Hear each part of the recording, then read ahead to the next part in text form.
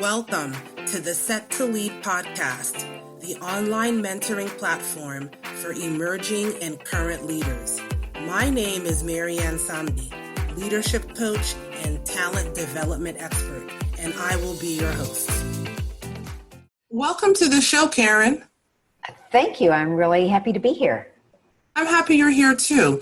Today, our conversation is going to focus on mergers and acquisitions. I think the first place that I'd like to start is if you could share a little bit about your career journey with the community and give us a little background about your experience with mergers and acquisitions. Happy to start there. So I'm an engineer by degree. I happened right out of college to go to work for a Fortune 100 company, big company. And after a couple of years, I was doing really well, getting promotions, some management responsibilities. But I noticed people I really thought a lot of, a handful of them were trickling out of the company, and they had started a new company down the road. And it was a startup, a tech startup, which back in the day wasn't so common, maybe as it is today. So yes. I was pretty curious about that, and I called and went over and interviewed and eventually accepted a job there, and I was employee 104 at this company, and they hadn't shipped any product yet, didn't have any revenue. And right after I joined, our first year, we went on to have $111 million in revenue. We were the fastest growing company in American history at that time. We went on to be the fastest to $1 billion in revenue, not valuation, but in revenue. And that company was Compaq Computer. And that we went on to, by the time I left, 14 years later, we were at about $15 billion in revenue with about 17,000 employees. So I had quite an experience. There was a little M&A during that part of my life. Subsequent to that, actually I should say while I was there, I was the vice president of the physical global infrastructure. So I went from sort of a party of one to working all over the world with a staff of, 300 and thousands of contractors and consultants working for me globally. But then at some point it just got to be a big company, and my job wasn't getting any different, just bigger. So I left, took a little time off to figure out what I was going to do next, and became a consultant to CEOs and senior leaders, primarily in the tech space, although not exclusively, but always with growth-oriented, high-growth companies. And so it's primarily in those last 20 years that I have seen a lot of M&A activity, both from the standpoint of the acquirer and from the standpoint of the acquired, and occasionally a true merger. But more often, it's an acquisition of one side or the other. I remember Compaq. That was a really great company. It was. It was founded as a place that we wanted it to be a good place to work. Mm-hmm. And we had an amazing, as you can tell from the revenue numbers, we had an amazing product market fit. And with, we were lucky in many ways, including IBM didn't put us out of business really early. But it's one of those things that I think I spent many days of the rest of my life trying to recreate that experience for myself and for my clients. Because it's just really amazing to be able to work at a company that's growing that fast with a team that's performing so well. Absolutely. Whatever happened to them? Compaq ousted, I'll give you a little brief backstory, ousted its founder maybe 10 years in. Mm-hmm. And the board went in a different direction with the company, which was to go sort of lower cost PCs, and so began competing at a different level. They went on to have some more successful years after that and continued to grow, but eventually they were purchased by Hewlett-Packard, who carried them as a brand for a while, and I'm not sure the brand even exists anymore. But they had definitely a good first run. Oh my gosh, yeah, they did. Yeah. Is there a difference between the terms merger and acquisition? And is one better than the other? Absolutely, and that's such a good question because we always say M&A activity, and they're very different, right? So merger, you think about two companies actually coming together, and in the coming together, they become one. And we often think about mergers as something that's equal, right? So we have the merger of equals. And in fact, sometimes people misuse the term and say, oh, we're going to have a merger when in fact we have an acquisition. I think the term acquisition actually implies that there is, I don't want to say particularly winner and loser, but there's definitely bigger and smaller. And there is more of a sense of doing it our way versus doing it your way. I think in a merger, we work really hard to make sure that things actually come together and are integrated. I work really hard with my clients, even when we do an acquisition, unless it's just a pure technology play or something, to make sure that the acquired feels like part of the organization, not just something that we've bought and then forgotten about. And is one better than the other? I think it depends on the aim of why you want the other asset, why you're coming together to begin with. And so I'd say it's just important to make sure that you do the right thing for what your intention is, but then whatever it is, to do it well. I mean, too often I see acquisitions where we completely forget about the integration phase, right? I often say, a lot of people get rewarded for doing a deal, but for making the deal work, not so much. And so many times we will lose the value. I think that the statistics are somewhere north of 70%, that the value from the deal is not realized. And that's often because the integration work wasn't done or wasn't done properly. So there really isn't one better than the other. It just depends on what your goals are. Exactly. Interesting. I always thought they were one and the same. No, I mean, they're really two different. I was just part of consulting with a firm that was merged. Yes. And the original press release said acquisition before it went out. And it was caught, and it was changed to merger, because that's really what was happening. And the employees of both companies were very sensitive to, are we a merger or are we an acquisition? I.e., it has to do with power, right? Do we have the power in the situation to sort of push for what we think is the right thing versus just bowing our heads and going along with whatever the acquirer says we have to do? I hate to say this, Karen, and please forgive me if I'm out of line, but in some ways the acquisition process seems like a coup.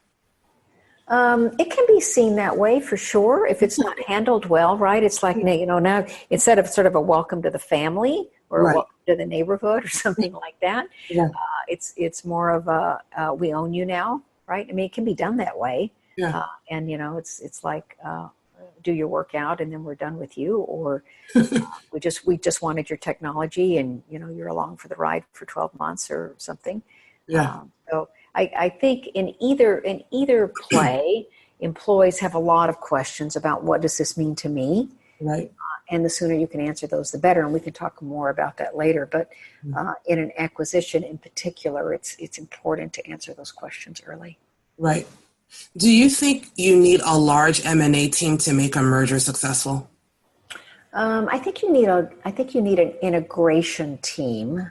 Mm-hmm. And it doesn't particularly have to be large, but it does need to include all of the functions, particularly all the critical functions. Yeah. And it needs to include not just senior people, but influencers throughout the organization. Because the key to making the integration work is getting people to believe that they need it to work for their own best self-interest, right? And if you only have your manager telling you, or your manager's manager telling you that this is good for you, but you can't understand why, and you're not getting answers to your questions, and all of that, you're not going to work very hard to make it successful. Right. So it really needs to include some change management best practices. So make sure all the key stakeholders are involved. Yes, absolutely. In one way, it's a giant change management initiative. Mm-hmm. Right. And you do need to go through all the steps you do and you can go through some of those quicker and some slower, depending on the history of the organizations and the individuals with change. But you do have to go through all the steps of a big change initiative. So I've been a part of several mergers and acquisitions in terms of I've been with the organizations that have been going through this, and I've witnessed this process on the outside. Some of, especially being that I've worked in the HR under the HR umbrella. Mm-hmm. And a lot of times, some of the challenges that have been shared with me is that when they're at the table to put this deal together, a lot of the right questions aren't being asked. And it's not until after the merger or acquisitions come certain topics or issues come to surface. And it's typically not that necessarily the wrong people were on the team, but they didn't know the right questions to ask. Mm-hmm. Are there any essential questions that should be part of every merger and acquisition deal that that you notice are often forgotten? Yeah, I would say the one question that I think is most often forgotten, because the M&A teams that come together today, from the investment banking side, and often for larger companies, they have dedicated M&A teams. And so I think they tend to cover the financial basis really well, mm-hmm. Which is important. Good, must have that. Mm-hmm. They cover the sort of the sales basis, they cover the customer basis, and they cover the technology basis. I think what's often forgotten is the culture question. And mm-hmm. the reason I think that is so important is that it will break a deal. I mean, the deal may happen, but it'll break the deal being successful if the two cultures don't come together. And so sometimes, a manager will say, well, we should just suck it up and get on with it. And that's one approach. But I have seen so many promising deals sort of go south because the two cultures never melded. There wasn't any effort put into it. People didn't come together to create a new culture that was sort of made up of parts from both, the best of both, mm-hmm. and what the new company needs going forward. It was assumed we were going to continue to operate one way or the other. Mm-hmm. And people aren't able to answer the what's in this for me question very well, or in a way that makes them, want to either hang around or be successful, feel like they can be successful. And as a result, a lot of A players will leave because they don't see how this new company is going to be important to their career success. But is that something that you can address at the deal table, or is that something you deal with post-acquisition? You can both, but you can definitely address it at the deal table mm-hmm. with the question of, simply looking at what are the cultures of the two organizations, mm-hmm. And that can definitely be asked at the deal table. It's part of the due diligence. That's the word I was looking for. Mm-hmm. It's part of the due diligence. It should be a standard due diligence question: is understanding and codifying the two cultures, mm-hmm. and then assessing, like you would any other factor, how easy is it for these two cultures to come together. And if it's hard, it doesn't mean you shouldn't do the deal. It just means you have to pay more attention to making it work. Do you have any examples of that? Absolutely. Mm-hmm. I was part of a organization, consulting to an organization recently that was acquired by a new investment firm. And the old investment firm had goals towards growing this company for the long term. And so a lot of decisions were made around investment in people, in process, in technology that really set the foundation for a lot of future growth. The acquirer, the new organization, their goal was to flip the company in 18 months. And so they had a very different, not good or bad, just different set of priorities for where they wanted to make investment. And as a result, it was very tumultuous, as you can imagine, for the acquired firm, because all the values were different. The priorities were different. They had overhired people so that, they could grow into these roles over time. The roles could grow into them. And none of that was necessary anymore. And I don't believe, in fact, I know that the senior management of the acquired company knew that going in. So I always tell my clients, it's great to have people who want to invest in your firm, and sometimes you just need to take the money. But know that whenever you take someone's money, now they have a say in your business, and that you need to do everything you can to ensure that your values are aligned so you don't lose control of the company. And another way we often see this is if companies from two different geographic cultures, right, come together. So if you have an Asian company and an American company, or a European company and an American company, just because those are the ones I've been most involved with. Right. The cultures, just how things get done and what's valued in terms of, time and communication and prioritization, work schedules, all those things can be really different, and they're just ways that we can get in our own way if we don't pay attention to those up front. I really appreciate those great examples. So with those examples in mind, I see how that cultural conversation could help with future buy-in with everyone that's a part of this new merger or acquisition. Absolutely. I mean, on the one hand, it's clear to the employees then this is the culture we're striving for, and the employees can decide to opt in or opt out of that culture. Right. Because you've been transparent about what it is you're going for. And, some employees in the case of the sort of the strip it and flip it example, some employees would have bought into that and wanted to stay. Had they known up front, others would have made other decisions up front. But I think that's important. And the other thing is I think you'll appreciate from your background, when the more people know about intention, the more they can align their behaviors to help reach that intention. Right. And so being clear is really important in terms of effectiveness in the organization. Right. So let's take a look at the company that's been acquired. Mm-hmm.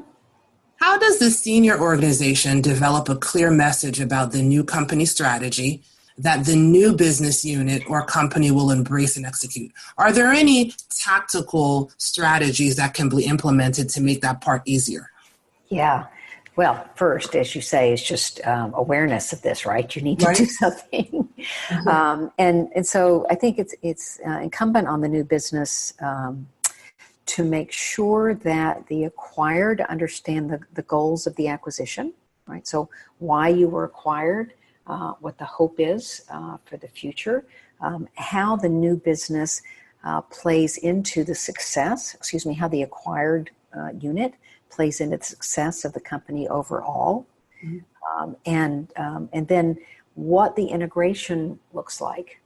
So to be explicit about that. We're only going to integrate F&A, for example, mm-hmm. And everything else we're going to leave alone. Or we intend to fully integrate all of you, and that's going to look like this. So the more information you can give people and the earlier that you can give it to them, the better it will be. So I'm a big fan of, even I'll say is the minute the deal closes, to make sure that you have a project plan in place, and you have to treat it like a project. You get communications out, you get questions from people. Then you make sure there's a plan to answer those questions. And you often don't know the answers right away, but you can say, I hear your question. I will be back to you in 2 weeks with updates for what I do know, and 2 weeks after that, and so on, until we get these questions answered. So people know that they're heard and that their questions are important to the organization. And then I think, for sure, setting out some metrics and some goals that you can measure yourself against as the integration goes forward, to see how you're doing against your plan, so that the whole organization can see it. Because if you just say, hey, our goal is to grow our business or something, then people really can't see the impact of what they're doing against those goals. Right. Can you name a few great metrics leaders can use to measure M&A success? Yeah, I mean, there's certainly all kinds of top line metrics that people use, right? Like, customer acquisition, revenue, growth in new markets, all those things. But I think you need to, in addition to those top line numbers, you need to look at sort of at an individual or department level, mm-hmm. so that each department can really see what it is that they need to be doing differently